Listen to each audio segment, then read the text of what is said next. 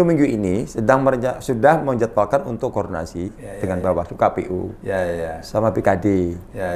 Nah, nanti mungkin sama Pak Gubernur, ya kan, terus ke Inspektorat. Nanti kami akan koordinasi dalam rangka untuk yang dua agenda tadi Pak, untuk seleksi ASN sama yang netralitas ASN itu. Ya, netralitas.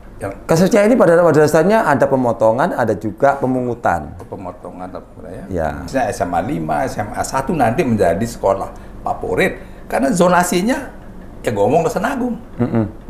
Padahal belum tentu ini kan ya kasus kampus rektor mengeluarkan SK.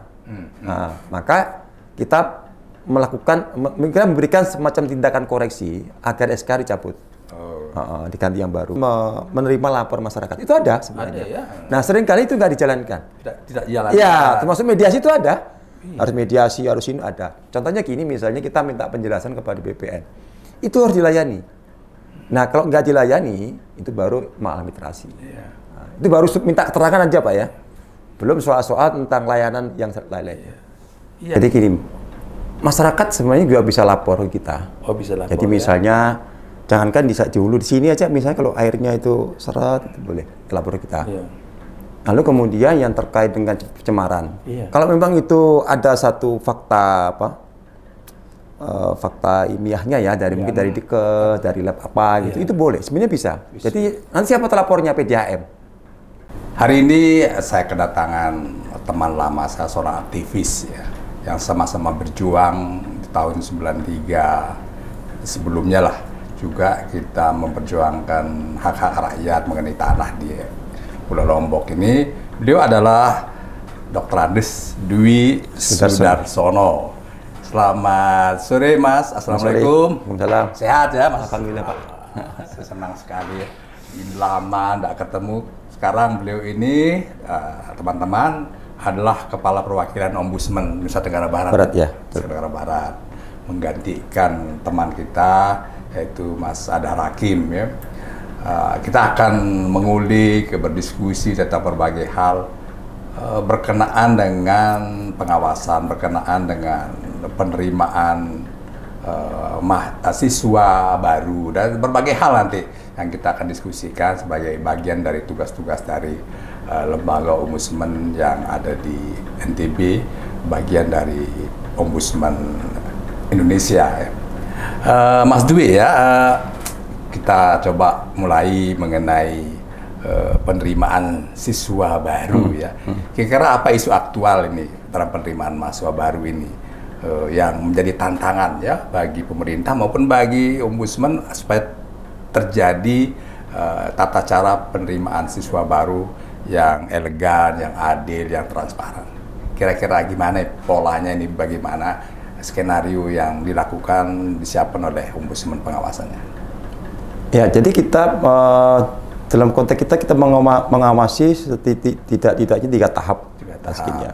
Yang pertama itu adalah pada saat pra-pendaftaran, sampai pendaftaran ya. Lalu kemudian pada saat pengumuman itu, nanti setelah itu baru pada saat pendaftaran siswa baru. Nah, di sini problemnya di 3 ini sebenarnya levelnya. Jadi tidak hanya di pendaftaran. Kalau pendaftaran yang menarik ini kan sebenarnya terkait dengan satu kadang rekomendasi ya dari pejabat itu juga ini menjadi satu yang memang lama kita soroti. Dan yang kedua terkait dengan ada siswa yang sebelumnya tinggal di luar kota Mataram, lalu kemudian tinggal di Mataram, ya kan? Mereka menggunakan numpang ke kakak ya seorang gitu. Itu kan ketentuannya 1 tahun. 1 tahun. 1 tahun ya, 1 tahun. Paling tidak sudah pindah 1 tahun. Sudah tahun ya, 1 tahun seperti itu. Nah, persoalannya adalah apakah memang Pemda atau sekolah bisa mengawasi sekian ribu siswa SMP dan SMA ya. Ini memang menjadi problem ya. Sementara sistem pendaftaran kita itu tidak terintegrasi dengan Adminduk. Nah, ini menjadi problem di dinas dan sekolah seperti itu. Jadi ini ada 2 hal yang seringkali menjadi problem kita. Lalu kemudian soal pengumuman. Mestinya sekolah itu sejak awal sudah menampilkan daftar, begitu itu masuk 5 masuk itu. Jadi update ya. Dia tuh layar lebar diumumkan secara transparan gitu. Sehingga warga tahu ini per hari, per detik mungkin per menit gitu ya. Nah, selama ini misalnya 2 hari baru diumumkan. Nah, ini dalam 2 hari ini jadi. Nanti seharusnya seperti itu sehingga transparansi kontrol itu kita bisa monitor. Tapi prakteknya memang tidak pakai transparan, tidak pakai layar itu, atau ya, tapi itu mendadak, itu 2 hari baru kemudian seperti itu hari. Jadi seharusnya sejak awal sudah 1 tambah 1 lagi, jadi market oke seperti itu. Saya harus pindah ini karena sudah penuh pun. Ya. Karena di dalam di SE-nya di SK-nya Pak di Dikbud itu juga ada kuotanya per sekolah itu ada. Jadi sudah kelihatan. Itu soal pendaftaran. Lalu kemudian masuk ke saat pengumuman dan lulusnya. Karena ada juga tiba-tiba ada kasus kami laporan. Misalnya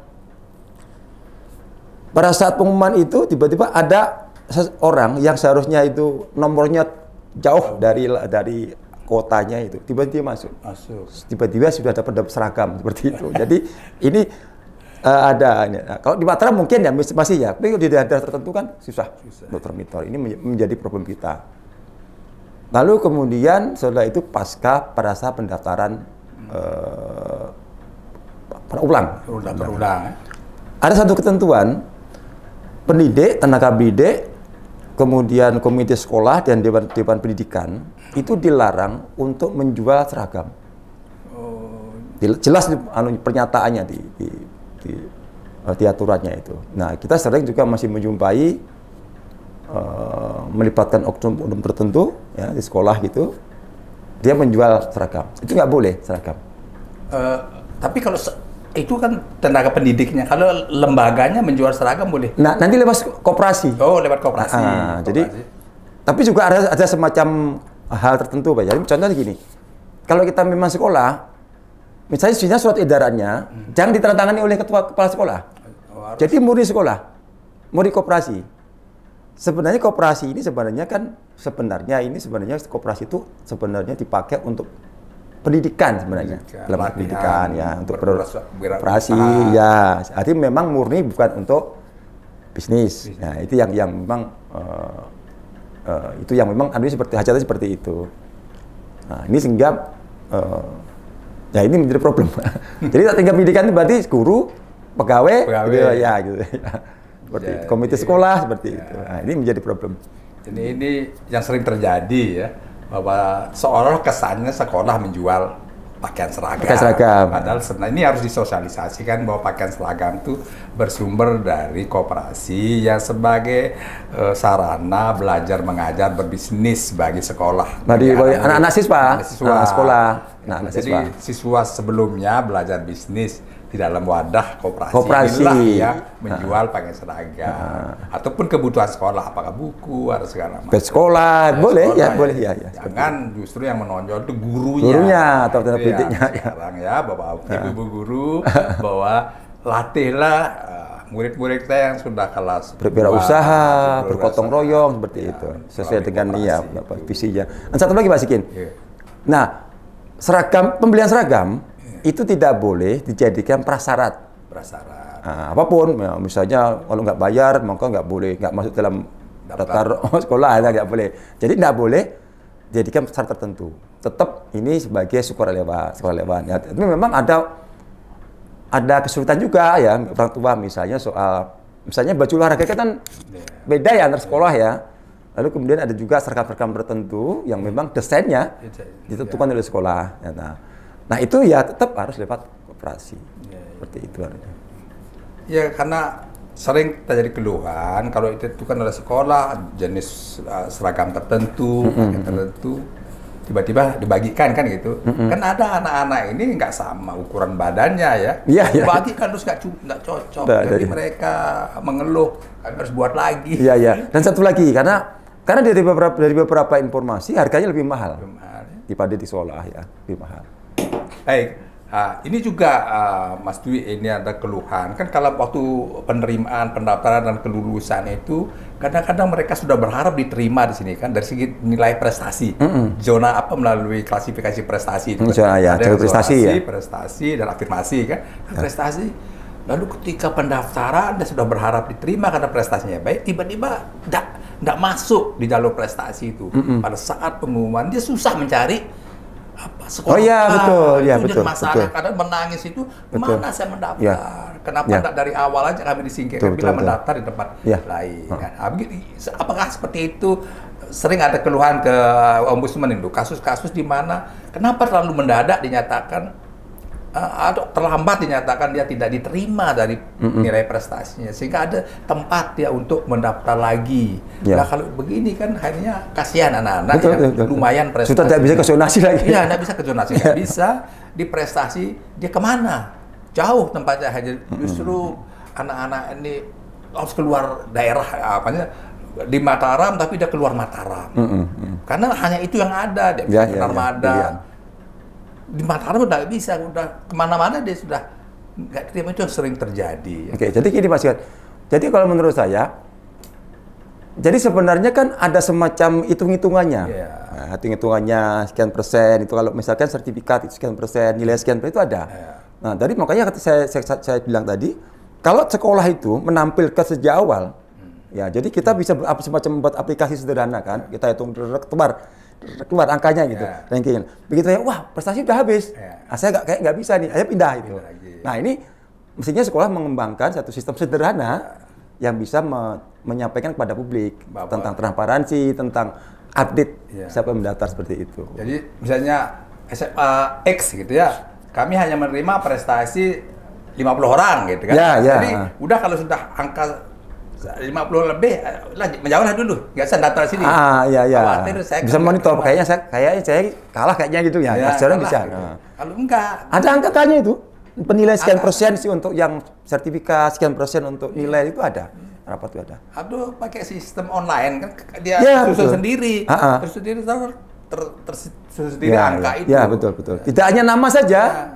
Kalau bisa nggak bernama, tapi udah angka-angka gitu ya. Itu tersusun sendiri kan. Ya, bahwa saya nggak bisa masuk di kompetisi. Selalu terupdate terus kan. Jadi itu lebih enak. Jadi tidak anak-anak ini di ujung-ujung dia tidak lulus, lalu dia mencari sekolah lain dengan jalur prestasi, jalur zonasi sudah nggak mungkin. Udah jauh. Mungkin juga ya kita nggak pungkiri kadang-kadang juga kualitas bahasanya seperti itu. Itu menjadi problem kita. Tapi satu lagi ya, Pak, menarik satu lagi. Ini pasca pengumuman lagi ya. Nah biasanya sekolah-sekolah itu menambah rombel belajar. Jadi menambah kelas kan? Menambah kelas. Di kelas ini kemudian biasanya juga rawan. Bisa jadi nanti terutama di sekolah favorit ya. Biasanya mungkin titipan pejabat itu terakhir, masuknya di rombel itu. Gitu. Kelas itu. Di rombel. Jadi rombel itu adalah untuk menampung siswa-siswa yang terpental. Nah, lalu kemudian diacak di Mataram. Jadi coba acak semua seperti itu.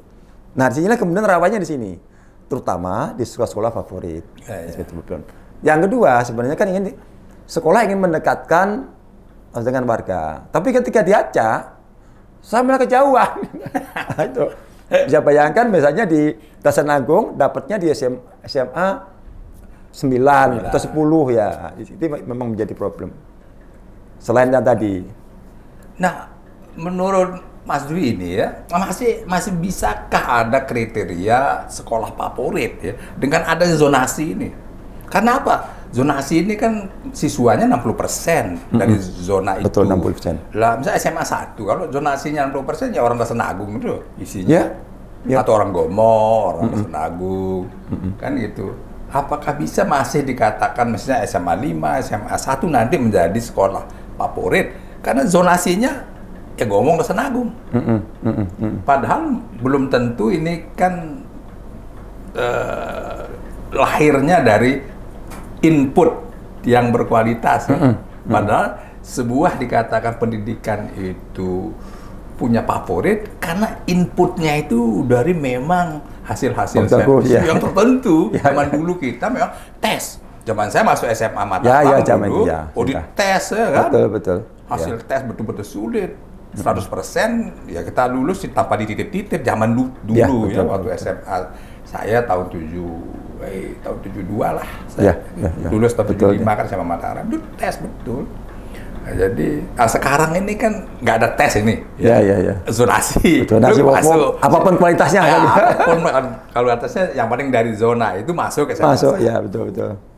Jadi ada satu sekolah ini Mas Dwi, karena zonasi itu ya muridnya ke sekolah itu ngarit kan di halaman sekolahnya itu buka baju. Diusir sama guru, jangan ngarit di sini, padahal itu muridnya. Nggak tahu.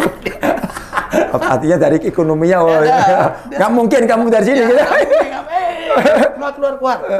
Iya. Ngarit di sini. Padahal muridnya itu pelihara kambing ngarit di sekolahnya. Karena favorit kirain punya mobil gitu mungkin. Kan mobil, padahal itu pelihara kambing. Itu luar biasa kasus seperti terjadi. Baik, itu soal dinamika di penerimaan siswa ya, yang kita perlu harus awasi bersama. Ya, kita memang mengharapkan itu. Jadi memang Ombudsman memang hanya satu kantor di Mataram, jadi memang kita harapkan warga itu proaktif kita. Jadi kita bisa menerima konsultasi, Mas. Gitu jadi misalnya sebelum kita daftar konsultasi kami, kalau jadi boleh juga laporan. Bisa Ombudsman menerima konsultasi warga? Bisa. Iya. Jadi kami menerima dari Pemda boleh, dari pengusaha boleh, dari warga boleh. Memang seperti salah satu peran kita seperti itu, peran kita. Nah, ini teman-teman ya, Bapak Ibu sekalian. Ini suatu yang bagus. Sekarang Ombudsman itu menerima konsultasi untuk mau sekolah kemana, supaya ada peluang-peluang yang terbuka sehingga kemana mau sekolah di Mataram ini atau zona lain, sehingga tidak mengalami kesulitan karena Ombudsman punya data, punya informasi yang menarik, yang transparan untuk penerimaan masuk siswa di berbagai daerah di NTB ini. Nah, ini kan bicara di level SMP, SMA, di perguruan tinggi kan saya dengar ada temuan-temuan ya, ketidaktransparanan mengenai anggaran. Ombudsman pernah melacak dan menemukan hal seperti itu. Gimana ini pengalamannya pengawasan Ombudsman di kampus ya, soal dana-dana yang terjadi selama ini? Ya, kemarin sempat kita mendapatkan laporan yang terkait dengan besaran pendaftaran mahasiswa. Mahasiswa ya. Kalau soal-soal yang terkait dengan kita transparan dan sebagainya itu kita belum pernah ya. Atau misalnya kita juga dapat yang banyak kemarin itu kita melakukan kuliah. Oh, gitu ya? Nah, kuliah. Kemarin tahun 2023 kemarin ada 6 laporan kita kemarin. 6 laporan? Ya, 6 laporan. Ini dari 6 laporan dari 6 perguruan tinggi maksudnya? Ya, 6 perguruan tinggi. Jadi 6 perguruan tinggi yang dilaporkan ke Ombudsman gitu? Ya. Kasusnya apa aja yang 6 laporan itu, Mas Dwi? Kasusnya ini pada dasarnya ada pemotongan, ada juga pemungutan. Pemotongan ya? Iya. Karena memang kalau peserta mahasiswa penerima KIP kuliah itu memang tidak boleh dibebani dengan biaya-biaya lain. Memang ada beberapa ya. Jadi misalnya biaya penelitian yang memang di luar tanggungan sekolah kampus boleh. Biaya alma mater masa bisa. Ya. Biaya wisuda itu bisa ya. Tapi kalau misalnya untuk yudisium, untuk menambah uang SPP dan semacamnya memang tidak boleh ya. Jadi murni apa yang diperoleh oleh mahasiswa melalui bantuan KIP ya, KIP ya, kuliah. Itu nggak boleh dipotong ya. Nggak boleh ya. Murni. Ya, tapi yang terjadi saya pernah dengar itu ada pengurangan, ada pemotongan, ya, temuan kan? Betul. Ya. Gimana itu akhirnya solusinya waktu itu apa dikembalikan atau gimana, Mas Dewi? Jadi kami ada 2 kemarin yang pertama kita memperbaiki sistem. Sistem untuk pengolahan dana KIP kuliah. Itu. Jadi kalau ada misalnya biasanya mereka ada juga gini ya, kasus kampus rektor mengeluarkan SK. Nah, maka kita memberikan semacam tindakan koreksi agar SK dicabut, diganti yang baru. Kemudian yang kedua kita minta untuk mengembalikan. Jadi biasanya kita nanti ada semacam pembicaraan khusus dengan terlapor istilahnya kita ya. Terlapor. Kira-kira ini data kami dari sekian mahasiswa, jumlahnya sekian. Bagaimana? Ya kita diskusi bersama. Lalu kemudian ketemu baik, kami sepakat di sini. Kami juga melibatkan LLDT yang di NTB, yang lembaga dikti yang dari di daerah itu ya. Itu. Nah, ada dulu beberapa rektor swasta konsultasi sama saya di rumah. Mohon bantuan Prof. Ini kami niatnya baik dan disetujui oleh mahasiswa, tapi sekarang jadi temuan. Niat baiknya seperti apa niat baiknya? Saya bilang, ini kan sebenarnya jumlah X ini, misalnya 1 juta gitu, untuk 1 orang, misalnya ya, 1 juta orang. Tapi saya jadi ke 500 untuk 2 orang jadinya. Oh, di subsidi yang lainnya. Subsidi lain. Cari apa? Apa subsidi silang? Ya, subsidi silang ya. Itu. Ya. Tapi nggak boleh kata temuan kan betul, gitu. Betul, dari KPK atau dari mana. Ya, Kamu diancam juga. Waduh, saya bilang memang pakemnya sebenarnya kalau norma itu nggak betul, boleh. Betul. Kalau norma, walaupun itu persetujuan mahasiswa, kecuali mahasiswa yang setuju ini tidak lalu keberatan, setuju tapi di belakang ngelapor. Ini kan jadi masalah ini saya bilang. Dia setuju dapat setengah, tapi ngelapor terhadap pemotongan itu. Jadi gimana ya modal setuju saya bilang, ini jadi masalah. Lebih baik sekarang ya cari solusi ya. Silahkan hubungi penegak hukum atau apa untuk bagaimana solusinya. Kalau dikembalikan apa. Saya sarankan pengembalian waktu itu supaya tidak jadi temuan. Betul. Jadi solusi dari ombudsman ketika itu ada yang dikembalikan ya, ada dikembalikan ya. Lumayan besar ya, Pak. Tahun kemarin kami dari 6 itu nilainya lebih dari 10 miliar. Lumayan. Itu yang sudah realnya gitu ya. Tapi kalau kita lihat potensinya, itu bisa puluhan miliar. Lebih ya dari itu ya. Karena itu 1 semester. Karena itu satu angkatan tuh. Satu angkatan, 1 tahun kan? Ya, 1 tahun. Padahal 1 angkatan itu kan 8 semester. 8 semester. 4 tahun. Sekian ribu kan? Ya, 4 kali 10 kan bilang 40 miliar. Ya. Nah, kasus kami yang terakhir, laporan terakhir yang tadi Pak, terkait dengan judi silang tadi. Yang terakhir ini, tertangani itu. Karena memang ya, jadi kami ini memang berpijakannya adalah normatif. Ya. Makanya kami dituntut untuk mengetahui berbagai kebijakan Pak Askin. Dari perda, peraturan bupati, peraturan menteri dan sebagainya, sampai undang-undang. Dan semua aspek. Pertanahan, pendidikan, apalagi misalnya soal macam-macam, rumah sakit. Iya Mas Budi ya. Jadi Mas Dwi, bahwa kita dulu sama-sama berjuang ya, membela masyarakat di bidang pertanahan gitu bagaimana melawan Orde Baru gitu kan. Bagaimana masyarakat tertindas di lahannya sendiri zaman itu kan tembakin betul, awal 90-an ya. 90-an itu bagaimana kita berjuang. Jadi kita diancam macam-macam, diintimidasi. Ya. Sekarang hal-hal menyangkut pertanahan banyak nggak dilaporkan di ombudsman ini? Banyak Pak. Banyak ya? Ya. Biasanya dia pertama yang minta penjelasan. Yang terakhir dengan kepengurusan sertifikat. Ya. Nah, yang kedua terkait dengan sertifikatnya, permohonan sertifikat gitu ya, sertifikat. Kemudian yang terakhir itu pembagian sertifikat untuk proyek PTSL yang dulu Prona Pak. Kan PTSL sekarang itu yang banyak seperti itu. Saya lihat juga sering aneh gitu ya, Mas Dwi, sekarang ini semakin canggih alat peralatan sistem yang dipunyai oleh BPN, tapi kok sertifikat ganda ini semakin banyak juga. Mungkin ada yang dilaporkan soal terbitnya sertifikat di atas sertifikat. Ya, kita pernah juga Pak. Jadi pernah ya. Jadi nanti di BPN itu sebenarnya punya semacam aturan bagaimana mereka tata caranya menerima lapor masyarakat. Itu ada sebenarnya. Ada, ya. Nah, seringkali itu nggak dijalankan. Tidak jalan. Ya, termasuk mediasi itu ada. Harus mediasi, harus ini ada. Contohnya gini, misalnya kita minta penjelasan kepada BPN. Itu harus dilayani. Nah, kalau nggak dilayani, itu baru maladministrasi. Nah, itu baru minta keterangan aja Pak ya. Belum soal-soal tentang layanan yang lain-lainnya. Iya. Contohnya seperti saya sudah undang ke sini juga teman-teman dari pemilik lahan di ITDC ya, di kawasan ITDC. mereka punya sertifikat belum dibayar kan misalnya. Punya sertifikat belum dibayar. Atau terjadi perbedaan luas. Saya bilang sama pemerintah waktu itu, ya luasnya yang dikasih pemerintah kepada ITDC kan 1035 hektar. Ya. Sederhana sebenarnya penyelesaiannya, ukurannya itu. Iya. Kalau lebih yang dikuasai ITDC, berarti kan salah itu. Berarti tanah masyarakat yang diambil kelebihannya kan, sederhana gitu. Tapi nggak juga dilakukan loh, pada sederhana ukur saja gitu. Kan kalau saya melihatnya yang dalam konteks fokus ITDC misalnya ya, itu memang apa ya? Ya sudah, saya sudah selesai sudah lah. Gitu.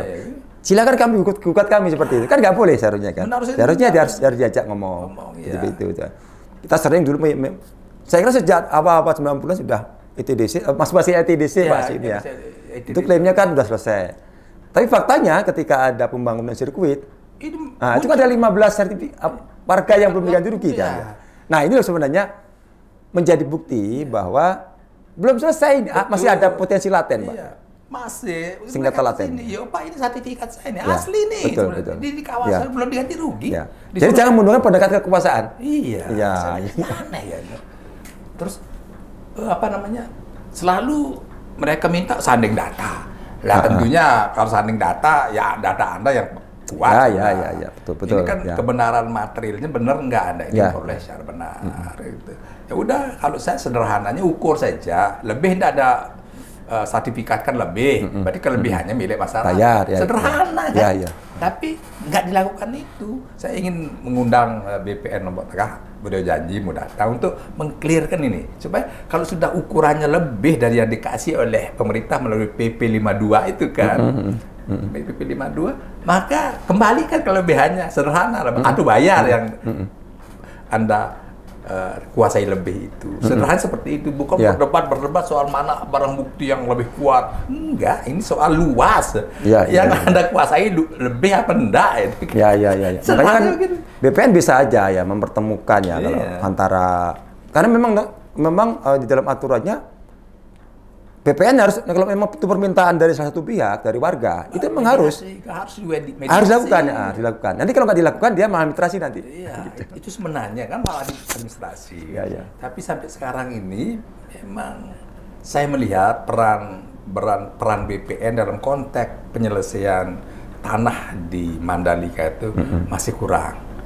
Tidak proaktif, tidak menjembatani secara maksimal kepentingan ITDC dan kepentingan warga. Itu yang saya belum lihat. Saya ingin berdiskusi sama BPN win-win solutionnya gimana tentang nasib masyarakat yang memegang sertifikat, terutama memegang bukti-bukti yang kuat itu. Nah begini juga ini yang terakhir ini ya Mas Dwi, ini saya juga prihatin ya. Mungkin mudah-mudahan teman-teman ombudsman bisa turun melihat ataupun mengamati tentang krisis air yang ada di Gili itu. 3 Gili ini kan. Saya berteriak masyarakat, berteriak pengusaha, nggak ada air. Sementara PDAM bekerjasama dengan perusahaan tertentu ini mengalami masalah juga soal air yang mereka alirkan. Yang di Mataram ya? Yang di yang di ujungnya dulu. Yang di hulu ya? Yang di Gilinya kan ini reservoirnya gitu ya. Ini sekarang teriak itu air nggak ada masuk, walaupun masuk pencemaran. Sementara PDAM KLU sudah terlanjur bekerja sama dengan salah satu pengusaha yang menurut penilaian lab dari NTT itu ditemukan pencemaran. Jadi ini ada pencemaran besar-besaran, sementara air juga bermasalah yang keluar kurang. Lalu perjanjian ini dianggap cacat gitu loh antara pemerintah dengan PT. Ini dianggap cacat. Nah, kira-kira bisa nggak ombudsman masuk ke sini untuk menilai sisi mana gitu ya? Sisi mana yang harus dilakukan oleh Pemda? Karena Pemda merasa takut memutus. Di perjanjian itu ya? Ya, perjanjian takut memutus, takut digugat balik. Padahal PT ini kan kita anggap melakukan tindakan yang melanggar hukum karena ada sisi pencemaran misalnya. Sisi pencemaran. Kenapa Anda tegas saja pemerintah KLU?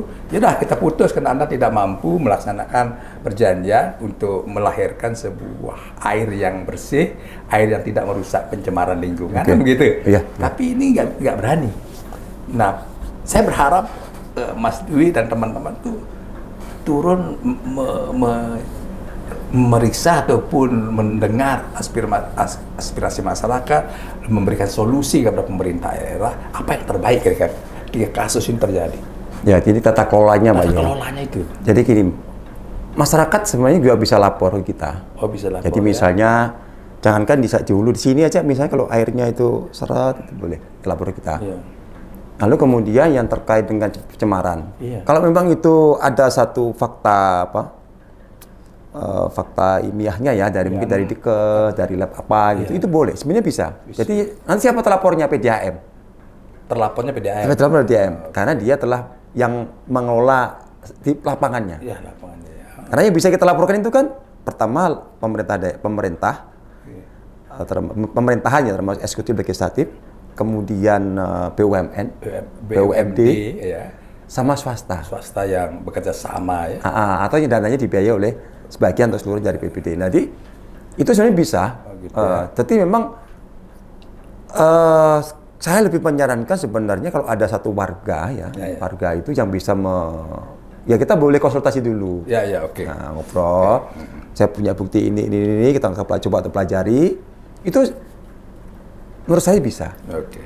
Nah, nanti kemudian pihak PDAM-nya gimana? Apa yang harus kita lakukan? Kita periksa nanti mereka kan. Oke. Untuk memperbaiki kualitas dari air bersih kita. Ini udah hampir sebulan ini udah, kunjungan wisata udah menarik diri. Karena bilang enggak ada air. Kualitasnya ya. Oke. Kita pernah dulu waktu zamannya Pak Thar ya sebelumnya itu di daerah Lombok Barat kalau nggak salah itu ada masyarakat yang airnya kotor.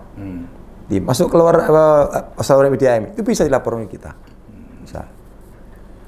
Baik, kira-kira apalagi nih ya yang kekinian yang perlu masyarakat waspada, perlu masyarakat tahu tentang ya peran sertanya. Pengawasan gitu ya. Ya, peran serta masyarakat dalam pembangunan kita Saat ini. Kita akan menghadapi 2 tahun ini Pak ya Pak ya. Atau 6 bulan inilah kira-kira. Ya. Yang pertama adalah seleksi ASN. Ya, seleksi ASN. Itu Ombudsman nanti akan membuat posko untuk pengaduan, termasuk BPDB ya. Ya, BPDB. Yang kedua terkait dengan netralitas ASN dalam pilkada. Iya. Jadi kami dari Ombudsman NTB sudah ditugaskan oleh pusat untuk melakukan pemantauan di 2 ini, di 2 sisi netralitas dan seleksi ASN. Ini yang saya kira agenda yang akan kita lakukan seperti itu. Ya mungkin harapan kita, saya sebagai ASN itu Ombudsman bisa bekerja sama dengan Bawaslu ya. Ya, Bawaslu Pak KPU supaya memberikan guiding kepada ASN juga karena aturan-aturan mengenai ASN ini kan banyak, ya, kan multi tafsir gitu. Saya sering ditanyakan, saya pernah dilaporkan juga kan, pernah dilaporkan. Sebagai pansel apa? Ya? Sebagai pansel? Enggak, saya dilaporkan karena saya mengucapkan selamat ulang tahun. Ya, waktu itu saya ulang tahun karena saya rekam, saya ucapkan selamat tahun pada teman. Saya bilang semoga sukses dalam pencalonannya. Nah, ini rupanya diekspos. Umum ya. Padahal saya itu rekam sendiri untuk dia. Dia yang ekspos ya dulu. Dia dipublish di Pecos. Ya, oleh teman ini gitu. Teman. Bahwa ini Pak Asikin mengucapkan selamat salah satu calon. Sebagai calon semoga terpilih. Jadi ya. orang-orang kan kesannya saya mendukung. Padahal saya konteksnya dia ulang tahun. Wah, teman-teman sini ada yang lapor. Saya mau cerita tuh. Nah kan jadi kalau kita nggak ngerti bisa kena lapor ya. Jadi supaya kita ini ASN berhati-hati ya. Mungkin teman-teman Ombudsman ya bisa mencantumkan satu guiding kepada kita. Ini jangan lakukan seperti ini, ini. Karena membaca aturannya ribet. Yang nggak boleh dilakukan oleh ASN ini ribet. Termasuklah Betul, tidak betul. boleh kan berkampanye. Sehingga dia bilang ngeles ini ya. Kita begini aja nggak sengaja, Pak. Padahal sedang apa gitu. Ya, Kena. kira kampanye. Ya. Kita menghadiri deklarasi nggak boleh kan? Nggak boleh. Padahal kalau lagi baca teksnya kampanye kan ya, tidak boleh menghadiri kampanye. Apakah deklarasi sudah masuk tahap kampanye? Gitu itu kan? Belum. Debatable ini kan? Padahal belum masuk Belum masuk, tapi sudah diperiksa ini. Jadi serba-serba ASN ini kadang-kadang, kalau saya kan begini Mas Dwi, sebenarnya ASN ini bisa saja menghadiri kampanye. Kan saya harus tahu apa visi misi dari calon ini. Ya. Kecuali saya pakai pakaian calon itu yang nggak boleh. Kalau saya hadir kan mendengarkan pilihan saya yang mana nanti. Kok saya dilarang gitu kehadiran ASN di tempat. Ini kan juga debatable itu. Ya. Betul. Nah, perlu coba ini teman-teman Bawaslu itu sama kita di luar pagar, padahal di luar pagar itu memang ada ya. Mungkin memakai atributnya saya hadir, memakai atribut calon gubernur, calon bupati itu yang nggak boleh. Karena saya tentu ingin memilih calon itu yang saya tahu visinya dengan dengar langsung. Tapi dengan ancaman itu, takut kita hadir. Jangan hadir. Karena teman-teman Bawaslu itu, waduh, itu ancamannya bersurat ke kita kan, sering itu loh teman-teman saya. Dulu saya dilaporkan juga di rumah saya yang di Monjok. Dipasang foto baliho di rumah saya tanpa izin saya kan, tanpa seizin saya. Apa tulisannya? HP gitu ya? Iya. Pilihlah ini gitu kan. Di rumah saya itu di halaman rumah. Gitu ya. Saya kan nggak tahu. Saya mau cabut kan nggak enak tetangga. Iklan itu. Wah, saya dilaporkan Pak Asiken Pro ini kayak gitu. Ini kadang-kadang kan juga perlu teman ombudsman sama Bawaslu itu coba regulasi yang dijabarkan yang sederhana saja ya. Ini jangan gitu lah ya. Kita diskusikan ya. Memang kami minggu-minggu ini sudah menjadwalkan untuk koordinasi dengan Bawaslu, KPU, sama BKD. Nah, nanti mungkin sama Pak Gubernur, ya kan, harus ke Inspektorat. Nanti kami akan koordinasi dalam rangka untuk yang dua agenda tadi Pak, untuk seleksi ASN sama yang netralitas ASN itu. Ya netralitas itu kan harus kita menjadi takut ini ya. Jadi pengen malu. Bukan persoalan dihukum enggak, malu kita ngerti hukum di medsos dipanggil itu diumumkan, apalagi di media massa gitu, di medsos, di online itu ya. Ya.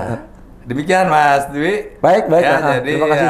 Diskusi kita dan waktu kita undang lagi. Kalau ada temuan-temuan yang menarik kita diskusikan. Saya berterima kasih atas kehadirannya menjadi pencerahan bagi masyarakat ya, bapak-bapak, ibu-ibu. Demikian nanti kita sudah menjelaskan ya berbagai hal dari ombudsman menghadapi penerimaan siswa baru ya yang akan berlangsung beberapa saat nanti. Ya, jadi kita juga akan menghadapi penerimaan mahasiswa baru, pengelolaan beasiswa kepada PTS supaya lebih transparan, lebih objektif. Juga berbagai laporan-laporan yang tentunya masyarakat ingin sampaikan mengenai pertanahan, mengenai apa saja ya. Silahkan menghubungi Ombudsman Nusa Tenggara Barat supaya bisa konsultasi, bisa laporan segala macam supaya kita ini berjalan dengan baiklah, segala pembangunan kita berjalan dengan transparansi dan menguntungkan masyarakat.